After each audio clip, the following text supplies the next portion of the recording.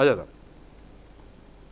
দেখুন, যারা বীরভূমে গেছেন, পশ্চিমবঙ্গের মানে অন্যত্র বাঙালিরা তো বীরভূমে যায় নানান দৃশ্য দেখতে, বোলপুর শান্তিনিকেতনের সঙ্গে আকর্ষণ তো আছেই।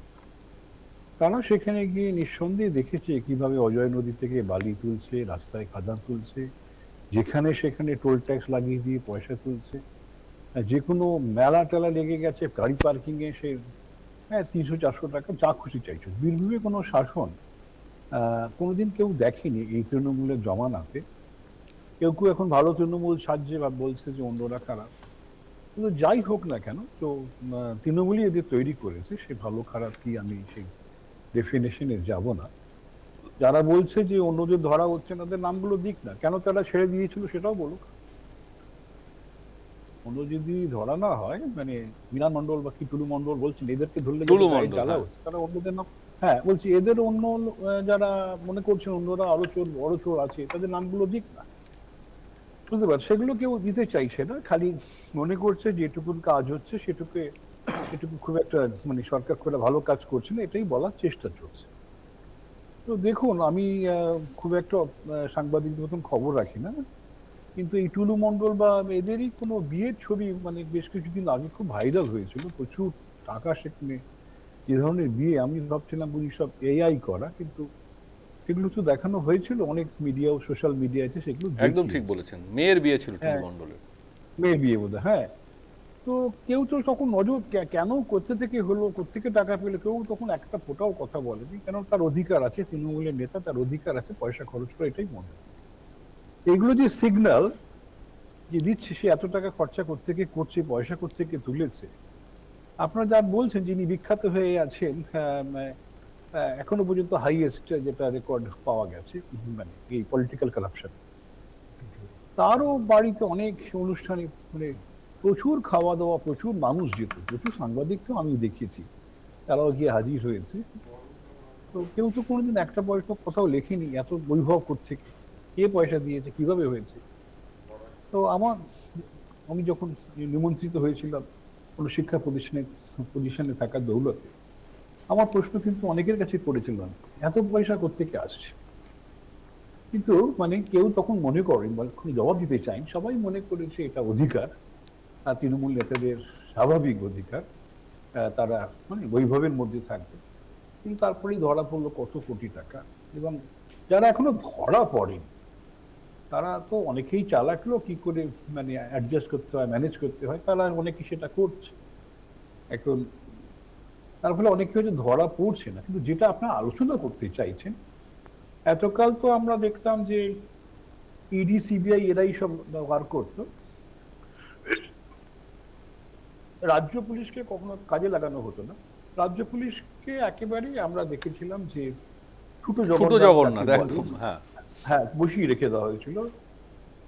আমাদের ধারণা হয়েছিল এরা বুঝি অকর্মণ্য, তা কিন্তু নয়। রাজ্য পুলিশের যথেষ্ট দক্ষতা আছে, বাঙালি বুদ্ধির তো সম্মান চারিদিকেই আছে।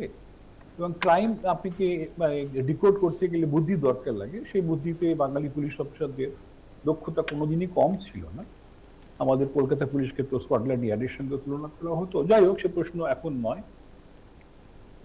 কলকাতা পুলিশ যখন স্বাধীনতা পেয়েছে, নিরপেক্ষভাবে কাজ করার সুযোগ সম্মান পেয়েছে, তারা যতটা পারছে কাজ দেখাচ্ছে।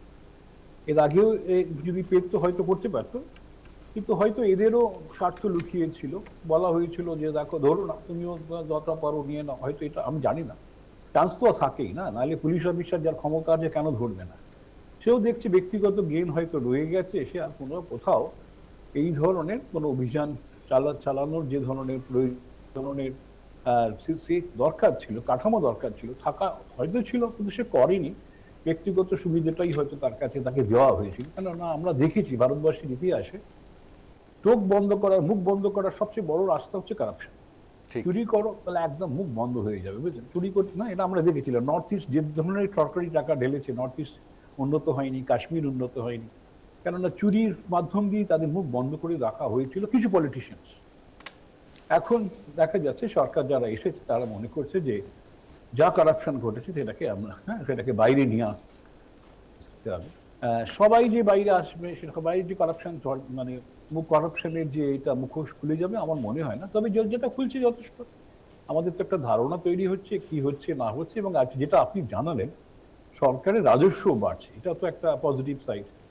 সরকারের রাজস্ব যেটা হওয়া উচিত ছিল সেটা থেকে অনেকটা হ্যাঁ, মানে বেশি সরকারি বাড়ছে। রেভিনিউ থেকে যদি কেউ দুর্নীতি করে টাকা সাইফন করে, এটা তো আরো অনেক বড় অপরাধ, যেটা এটা পূর্বতন অপরাধ তো সরকার চোখ বটেই। বন্ধ করে রেখেছিল।